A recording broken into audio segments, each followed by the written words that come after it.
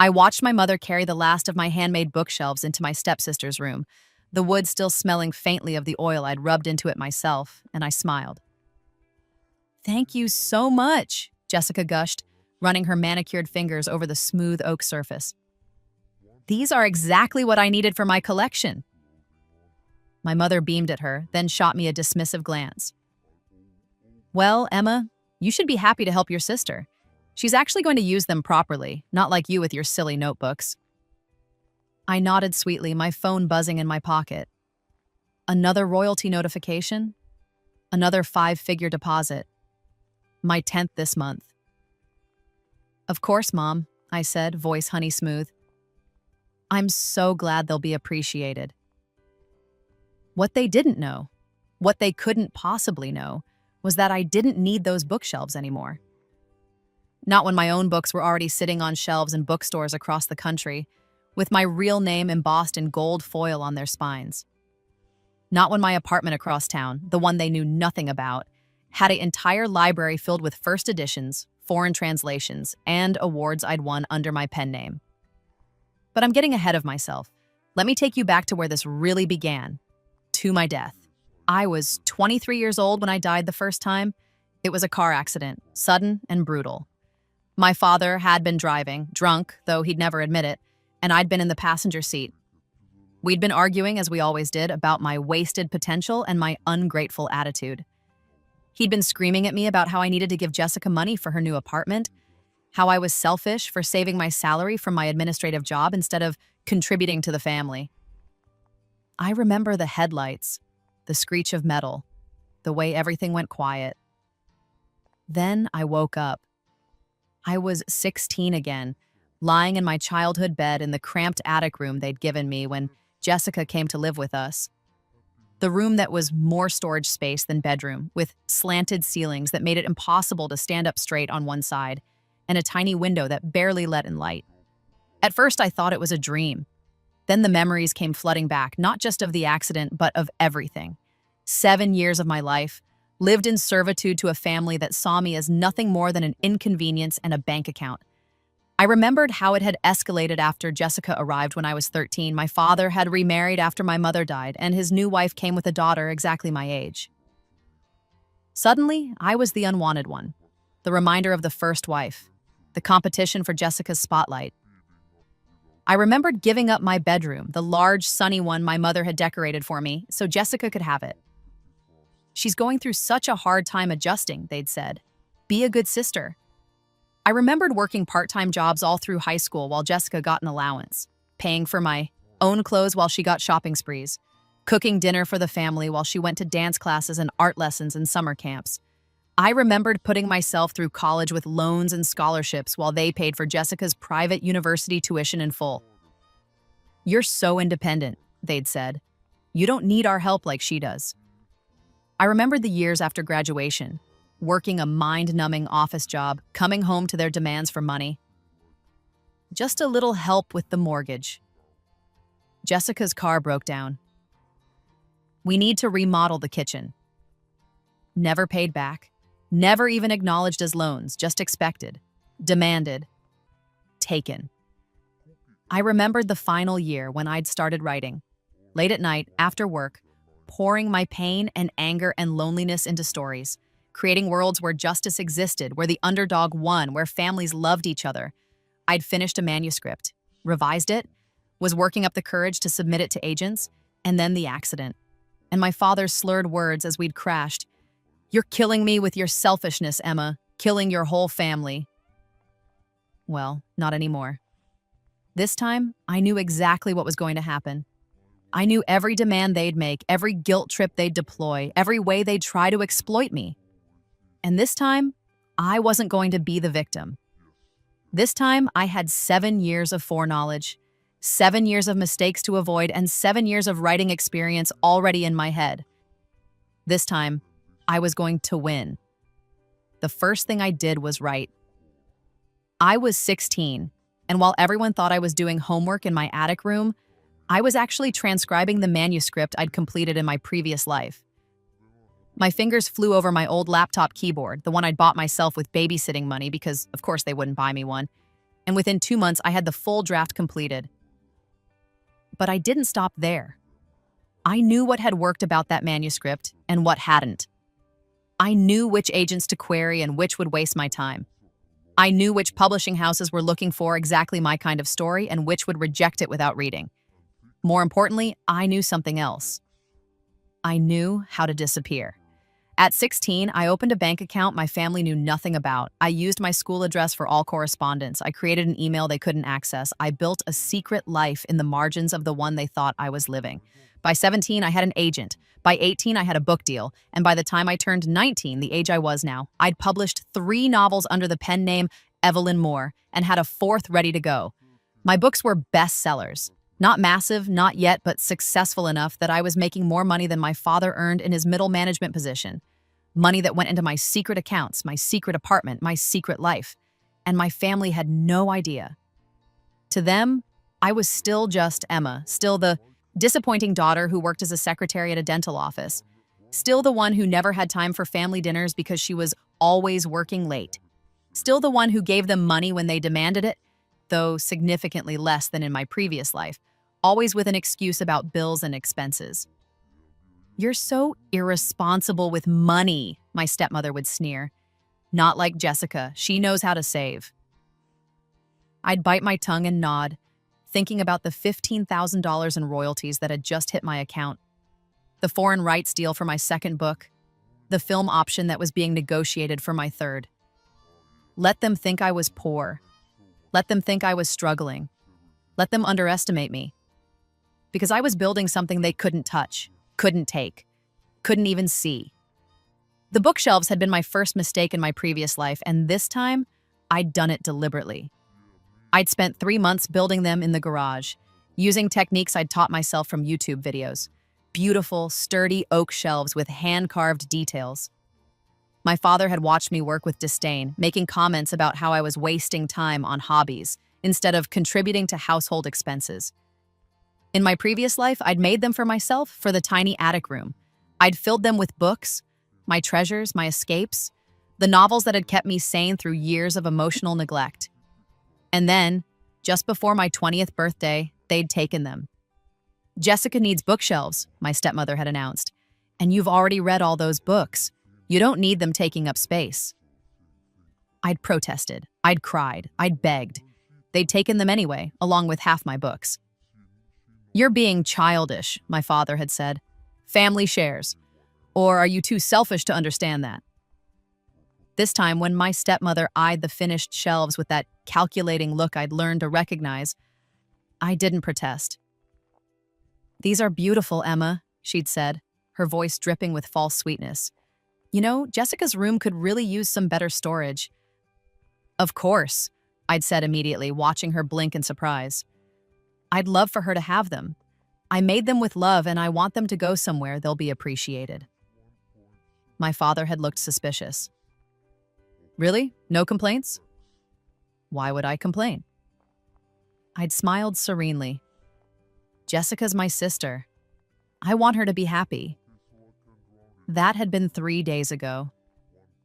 And now, watching them carry the last shelf into her room, watching Jessica arrange her collection of young adult novels, books she'd bought with money from our parents, books she'd probably never even read, I felt nothing but satisfaction.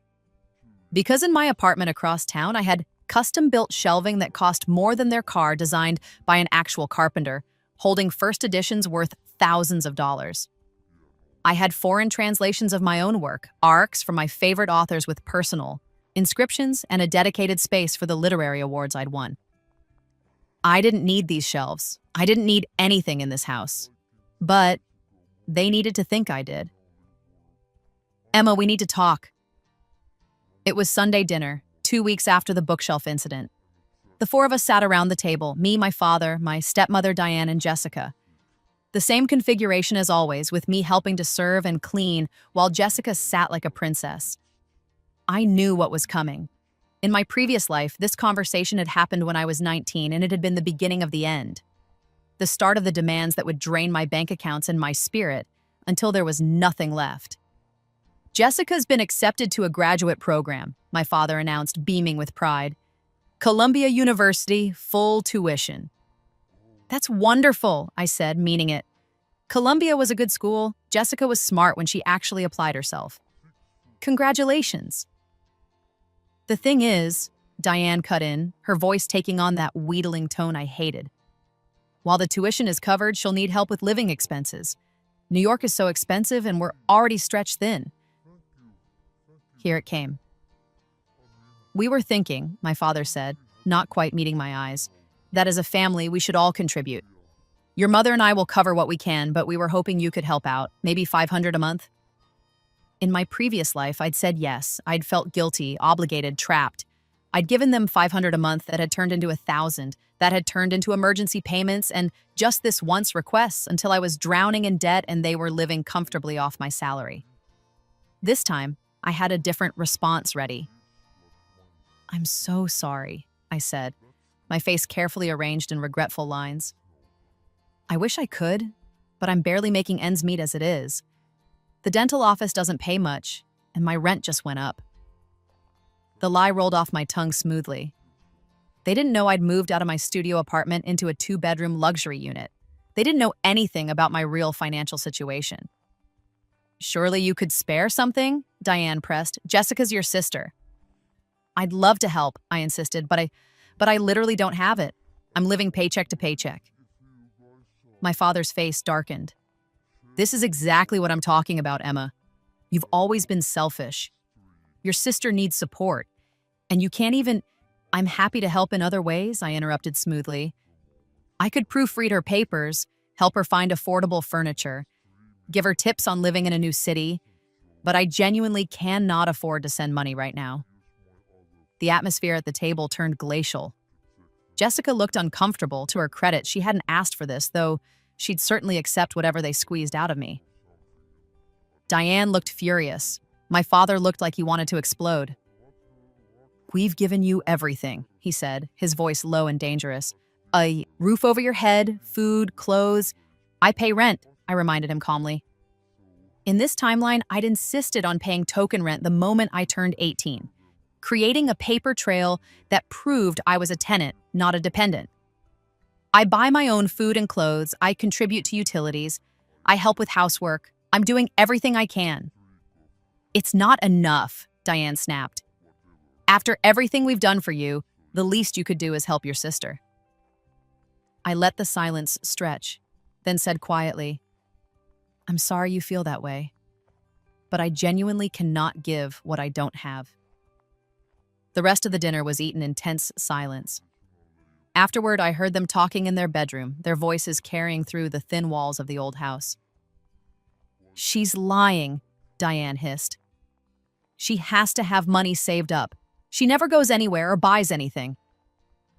We need to push harder, my father agreed. She's being stubborn, just like her mother. The casual mention of my real mother, the woman they'd both erased from this house, whose photos had been removed, whose memory had been dismissed as ancient history, sent a bolt of anger through me. But I didn't react.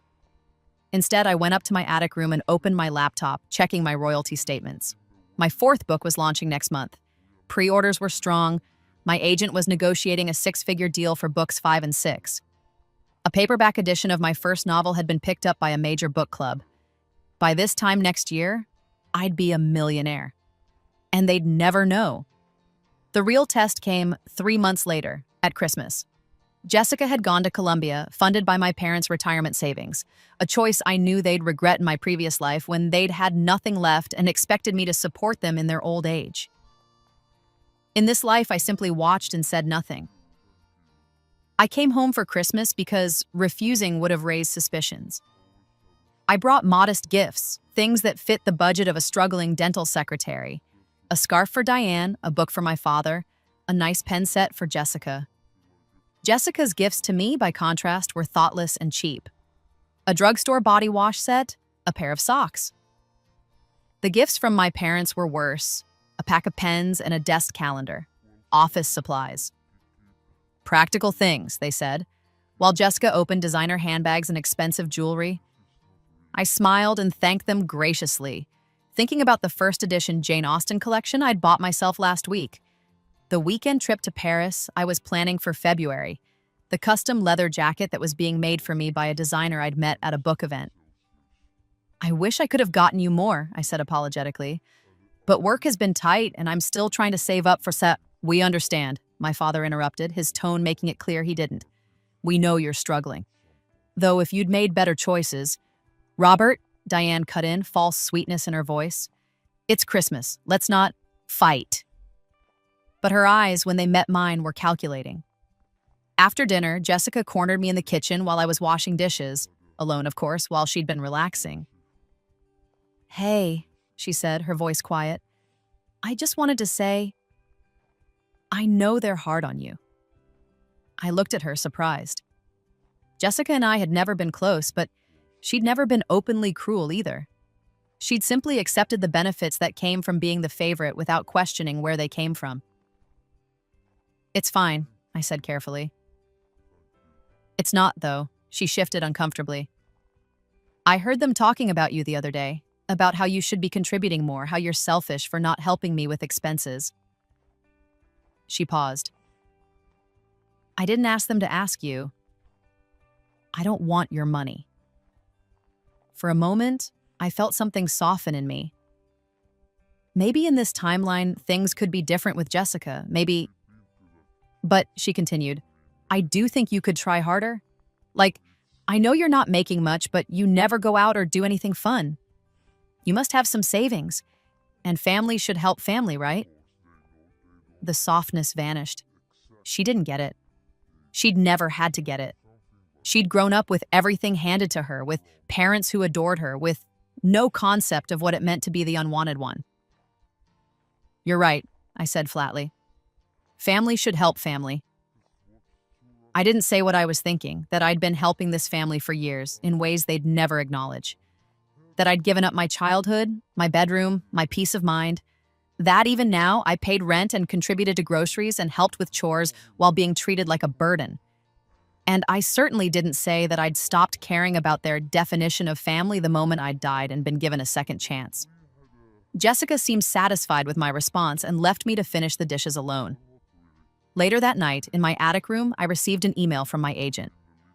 Evelyn, it read, I have incredible news. Netflix wants to option all 3 of your books for a series. The offer is substantial. Call me tomorrow to discuss. I smiled in the darkness, listening to the sounds of my family laughing downstairs without me. Let them have their Christmas. I was building an empire. The breaking point came in March when I was 20 years old. My father called me at work, which he never did. Emma, you need to come home, now. It's an emergency. My heart stopped. In my previous life, there had been no such emergency. This was new, off script, and that terrified me. I made an excuse to my boss and drove to the house, my mind racing through possibilities. Had they found out about my books? My apartment? My money? When I arrived, the whole family was gathered in the living room. My father looked furious. Diane was crying, and Jessica sat on the couch looking pale and scared. What happened? I demanded. Jessica made a mistake, my father said tightly. She got involved with someone at Columbia. He convinced her to invest in some cryptocurrency scheme. He paused. She's lost $60,000. I blinked. 60,000? How did she even have 60,000? We gave it to her, Diane sobbed. It was supposed to be for her living expenses and tuition for the next 2 years. She was going to invest it and make it grow, and then... She got scammed, I finished. Jessica was crying now, too. I'm so sorry. I thought it was real. He seemed so legitimate, and I just wanted to help contribute, to not be such a burden. The point is, my father cut in, we need to replace that money immediately. Jessica's tuition bill is due in 2 weeks, and without it, she'll have to withdraw from the program. There was a long silence. Then Diane looked at me. We need you to help, Emma. I almost laughed. Help? How exactly am I supposed to help? I don't have $60,000. You could take out a loan, my father said. We'll pay you back. A loan? I repeated. You want me to go into debt for $60,000, money that Jessica lost through her own poor judgment, on the promise that you'll pay me back? She's your sister, Diane said desperately. And that means I should ruin my financial future for her?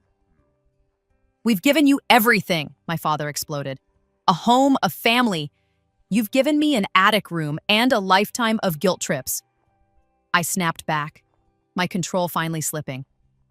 I pay rent here. I buy my own food. I take care of myself. I've been taking care of myself since I was 13 years old. That's not fair.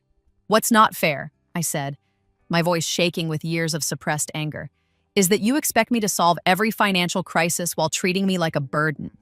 What's not fair is that Jessica gets $60,000 to invest while I got nothing for college. What's not fair is that you're asking me to take out a massive loan when you wouldn't even co-sign for my student loans.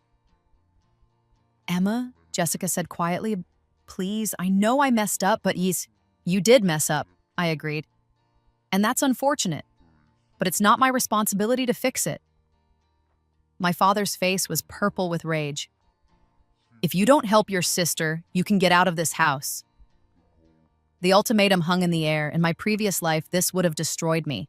I'd have had nowhere to go, no savings, no options. This time, I just felt relief. Fine, I said calmly. I'll be out by the end of the week. The shock on their faces was almost comical. You... What? Diane stammered. You heard me. I'll move out. You're right. I've been a burden long enough. I stood up, grabbed my purse.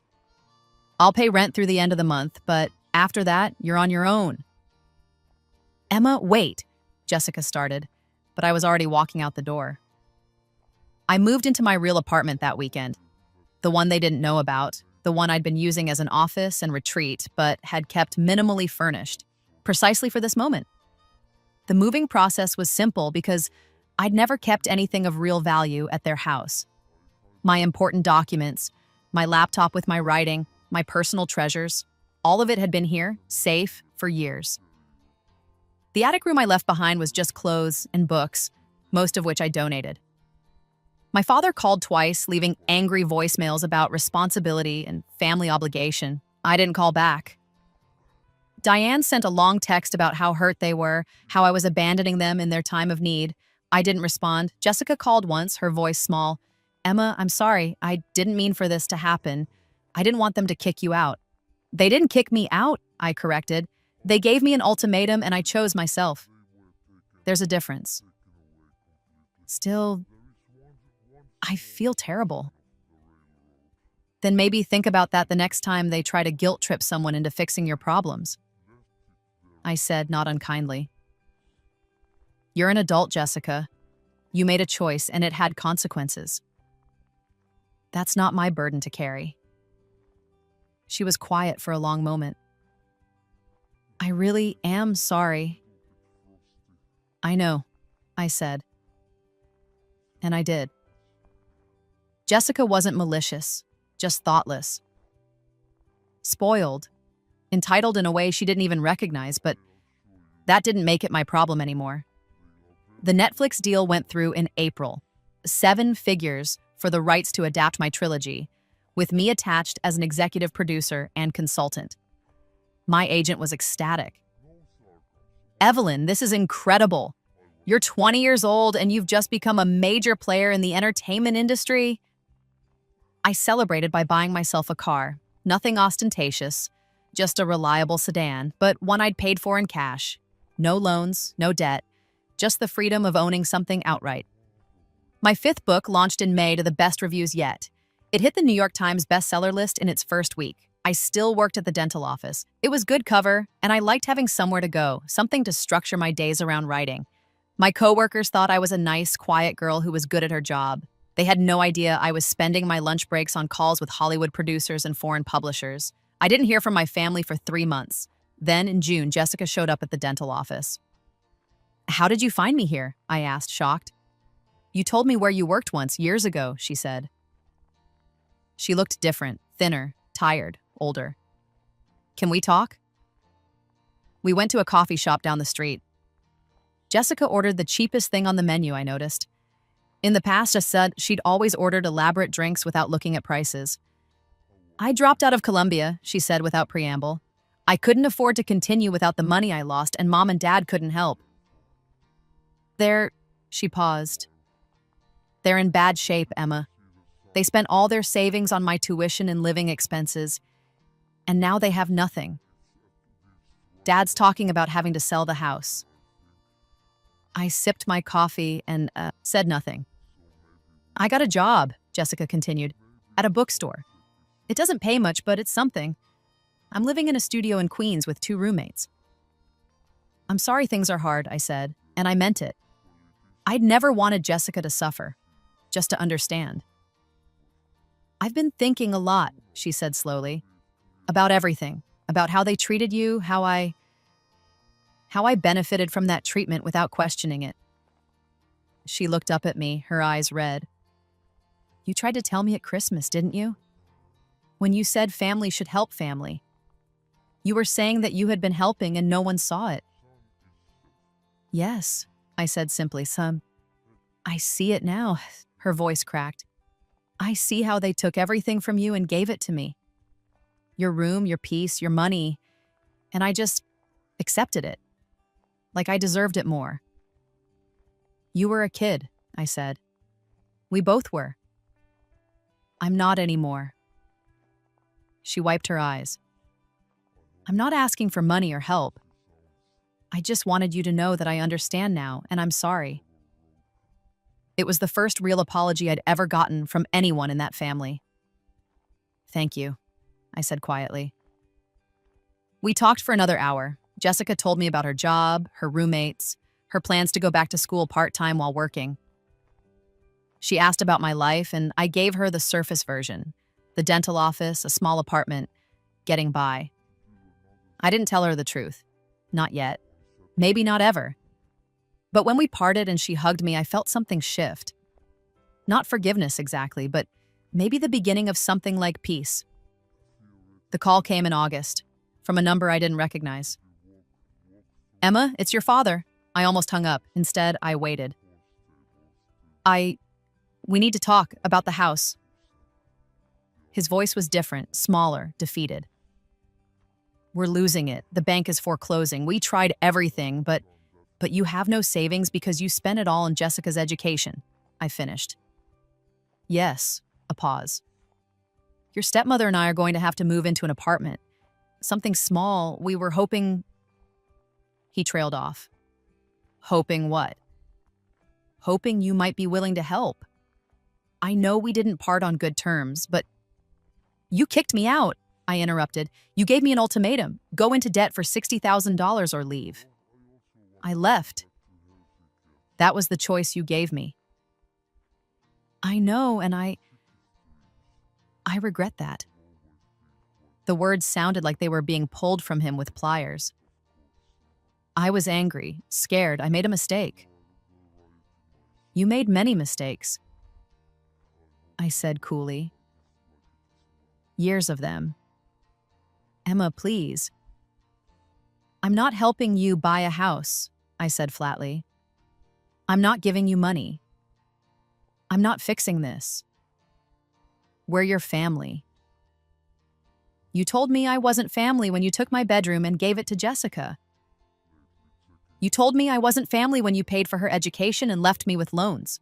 You told me I wasn't family every single day of my childhood when you chose her over me.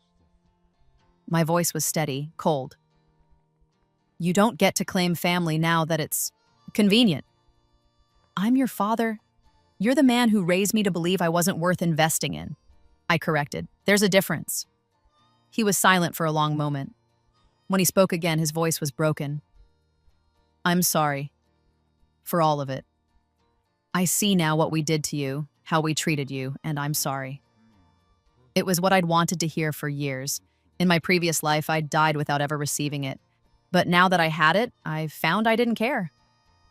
I appreciate the apology, I said. But it doesn't change anything. You made your choices. Now you get to live with them. I hung up, and I felt nothing but relief. My 6th book was published in September, and my agent started fielding calls from major publishing houses wanting to bid on my next series. The Netflix series was in development, with a showrunner attached and casting beginning. I quit the dental office and became a full-time writer. My cover story, for anyone who asked, was that I'd gotten a remote position with a marketing firm. Vague enough to be boring, specific enough to avoid questions. I bought a house, nothing extravagant, but a real house with a yard and multiple bedrooms and a dedicated office. I hosted my agent and editor for a dinner party and didn't think once about my family. In October, I got a letter from Jessica, an actual physical letter sent to my real apartment address. Dear Emma, it read, I hope it's okay that I'm writing to you. I got your address from the holiday card you sent last year. Yes, I kept it. I wanted to update you on everything. Mom and Dad lost the house. They're living in a one-bedroom apartment now, and it's been an adjustment. Dad's bitter about it, blames everyone but himself. Mom's working retail to make ends meet, which she hates. I'm still at the bookstore. I got promoted to assistant manager, which isn't much, but it's something. I'm taking online classes part-time, working toward finishing my degree. It'll take me years, but I'll do it. More importantly, I'm in therapy, dealing with a lot of things I didn't realize I needed to deal with, about family dynamics, about entitlement, about who I want to be versus who I was raised to be. I know you don't owe me anything. You don't owe any of us anything, but I wanted you to know that I'm trying to be better, not for you or for them, but for myself. I hope you're well. I hope you're happy. You deserve that. Love, Jessica. I read the letter 3 times, then tucked it into my desk drawer. And I did something I hadn't planned to do. I wrote back. The correspondence with Jessica continued sporadically over the next year. She never asked for money or help, just shared updates about her life. I shared carefully curated updates about mine. Still not the truth, but less of a lie than before. I told her I'd changed jobs, that I was doing better financially, that I was happy. She was genuinely pleased for me. You deserve good things, she wrote. I'm glad you're finally getting them. Meanwhile, my career continued to explode. The Netflix series was greenlit for production. My books were being translated into 30 languages. I was invited to speak at conferences, to sit on panels, to mentor young writers. I accepted some invitations and declined others, always careful to maintain my privacy. Evelyn Moore remained an enigma, a reclusive author who shunned publicity, who let her work speak for itself. It was easier that way, safer. In December, 2 years after I'd left my family's house, Jessica called me. Emma, I need to tell you something, and you might be mad, but I told them. My blood ran cold. Told them what? About your writing. Not that you're Evelyn Moore, she added quickly. I don't know if you are or anything, but I was helping process shipments at the bookstore and I saw this huge order for Evelyn Moore books, and I started reading one and she paused. It's about us, isn't it? The family dynamics, the abuse, the favoritism, it's all there, just in a fantasy setting. I said nothing.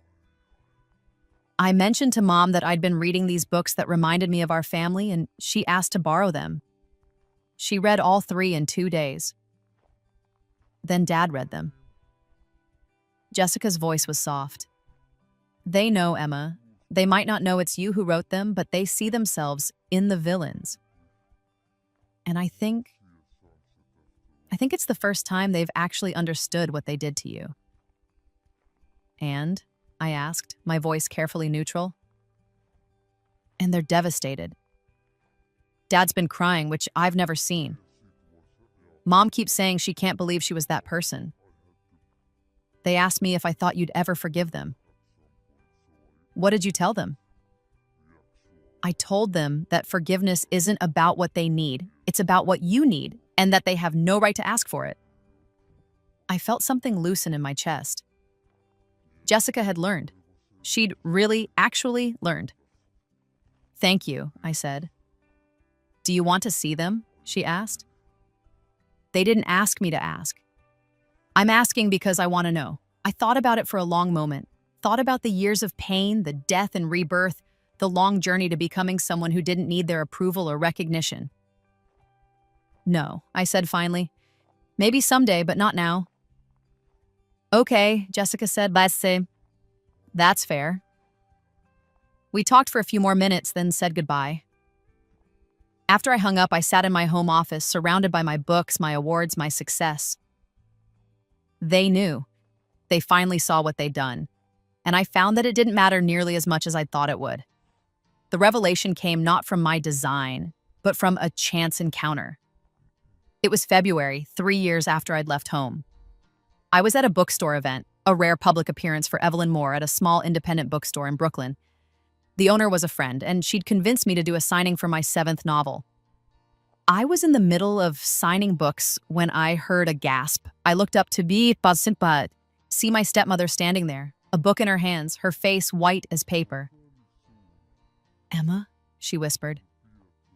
The entire bookstore seemed to fall silent. "Hello, Diane," I said calmly. She looked at me, at the stack of books, at the banner behind me that read, "Meet Evelyn Moore." Her hands were shaking. You're her. You're Evelyn Moore." "Yes," I said simply. Other people in line were starting to look interested, pulling out phones. This was going to be a thing, I realized. The secret was out. Diane's eyes filled with tears. "Your books, I read them, all of them. I saw us in them, and I thought, I hoped, but I never imagined." She couldn't seem to finish a sentence. "You never imagined I could be successful," I finished for her. "You never imagined I had any talent worth nurturing. You never imagined I was anything more than the disappointing daughter who wouldn't contribute to the family." She flinched at every word. "How long?" she asked. "How long have you been—" "Since I was 16, I said. "I wrote my first book in that attic room you stuck me in. I've been publishing since I was 18. I've been a best-selling author for 4 years. I paused. "I've been successful the entire time you were telling me I was a failure." "Emma, you spent years making me feel worthless," I continued, my voice level. "You took everything from me, my room, my peace, my childhood, and gave it to your daughter. You demanded money I didn't have and guilt-tripped me when I couldn't give it. You kicked me out rather than accept that I had boundaries." I looked her in the eye.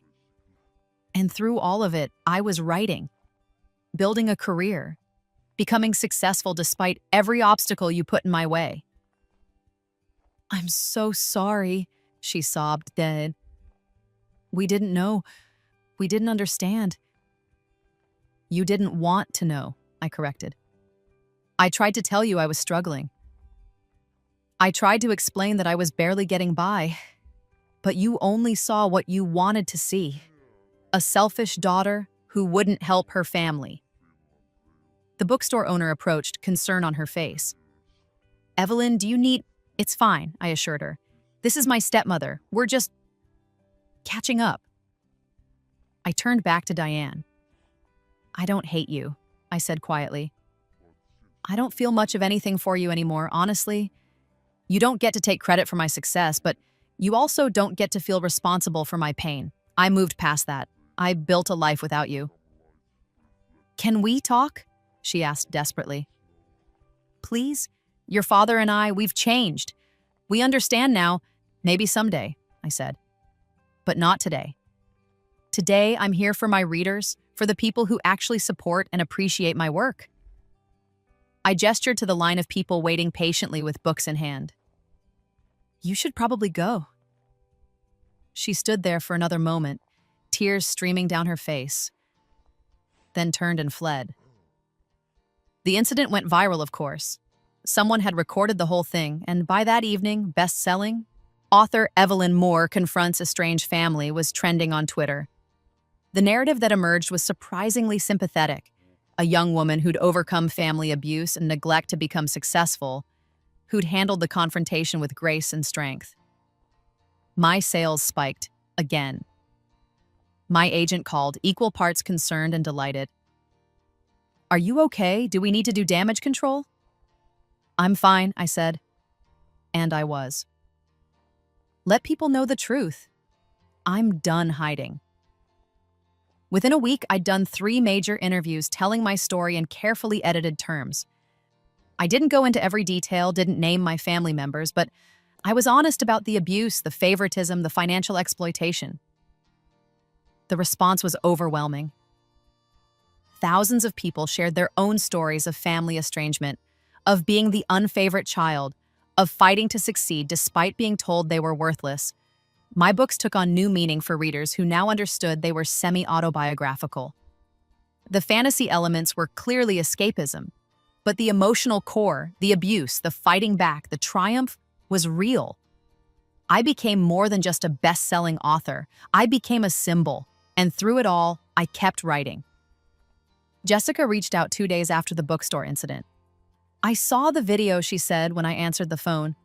"Mom called me hysterical. Dad's apparently locked himself in the bathroom and won't come out." "I didn't plan that," I said. "She just showed up." "I know, and I'm glad you told the truth." She paused. "Can I ask you something?" "Sure." "Are you happy, really truly happy?"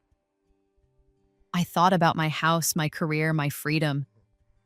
I thought about the book I was working on, the stories still inside me waiting to be told. I thought about the fact that I woke up every morning excited about my life instead of dreading it. "Yes," I said, "I really am." "Good," Jessica said, and I could hear the smile in her voice. "You deserve that. You always did." We talked for a while longer. Jessica told me she'd started her own blog writing about her experiences as the golden child and how she was unlearning entitlement. It was raw and honest and getting a surprising amount of attention. "Maybe it runs in the family," she joked. "The writing thing." "Maybe," I agreed. Before we hung up, she said, "For what it's worth, I'm proud of you. I know I have no right to be, given everything, but I am. You did something incredible." "Thank you," I said, and I meant it. The final confrontation came at an author event 6 months later. I was giving a keynote speech at a writers' conference, talking about overcoming obstacles, about using pain as fuel, about the importance of perseverance. The audience was packed, over 1,000 people, and in the back row I saw them, my father, Diane, and Jessica. I almost stumbled over my words but caught myself. I'd prepared for this possibility, had mentally rehearsed what I'd do if they showed up. I kept them out, speaking. I told my story, not naming them but not hiding the truth either. I talked about being the unwanted child, about working multiple jobs while my sibling got everything handed to them, about being kicked out for refusing to go into debt. And I talked about rebirth. Not literal rebirth, but the metaphorical kind, the decision to stop being a victim, to take control of my own narrative, to build something they couldn't take from me. "The thing about revenge," I said, looking directly at the back row, "is that the best kind isn't about hurting the people who hurt you. It's about becoming so successful, so fulfilled, so genuinely happy that their opinion of you becomes irrelevant. It's about building a life they can't touch, can't diminish, can't take credit for." The audience applauded. I saw my father drop his head into his hands. After the speech, during the book signing, they waited in line, all 3 of them. When they reached the front, my father spoke first. "Emma, your speech was... it was powerful and painful and true." I waited. "I'm not going to ask for forgiveness," he continued. "I don't deserve it. We destroyed your childhood, your sense of self-worth, your relationship with family. We treated you like an ATM and a servant while giving Jessica everything." He looked at me with red-rimmed eyes. "But I want you to know that I see it now. I see what we did. And I'm sorry." Diane nodded, crying silently. Jessica just smiled at me, a sad, proud smile. I looked at them, these people who'd shaped my life in such painful ways, who'd driven me to death in one timeline and to triumph in another. "I appreciate the apology, so," I said finally. "I do, and I hope you can be better people moving forward." I paused. "But I don't need anything from you, not money, not acknowledgement, not a relationship. I have everything I need." "We know," my father said quietly. "We just wanted you to know that we're proud of you, even though we have no right to be." I signed their books, all 3 of them, with the same inscription. "To family, may you find the grace to grow." As they walked away, I felt the final piece of old pain dissolve. They'd acknowledged what they'd done. They'd apologized. They'd seen my success, and none of it mattered as much as the fact that I'd built a life I loved. Epilogue, 5 years later. I'm 25 now, and my life is beyond anything I imagined in either timeline. I've published 12 books. The Netflix series is in its 3rd season and has won multiple awards. I've won a National Book Award. My face has been on the cover of Time magazine as one of their next generation leaders. I bought my dream house, a sprawling property with a dedicated library, a writing cottage in the garden, and enough space for the rescue dogs I've adopted. I travel when I want, write what I want, live exactly as I want. I'm in a relationship with another writer, someone who understands the creative process and respects my need for solitude, someone who never knew the old Emma, only the woman I chose to become. Jessica and I have coffee once a month. She finished her degree and now works as a social worker, specializing in family dynamics and helping adult children of narcissistic parents. She's found her own path to healing and meaning. As for my father and Diane, they're not in my life, and I'm at peace with that. I heard through Jessica that they're doing okay, living a quiet life, trying to be better people. That's all I need to know. The bookshelves they took from me in both timelines are long gone. But my apartment across town has an entire library now, custom built, filled with books I love, books I wrote, books that represent everything I fought for. Sometimes, late at night when I'm writing, I think about that moment in my previous life. The car accident, the death, the second chance. I think about how close I came to living a life of servitude and suffering, dying with nothing but regret. Instead, I died and came back with knowledge, with power, with the ability to rewrite my story, and I did. I let them take the bookshelves because I didn't need them anymore. I'd already published my own books, built my own library, created my own legacy. They thought they were taking something from me. They had no idea I'd already won. I'm working on my 13th book now, a story about rebirth, about second chances, about the girl who died and came back determined to live. It's dedicated to everyone who's ever been told they weren't enough, because you are, and your best revenge is proving it.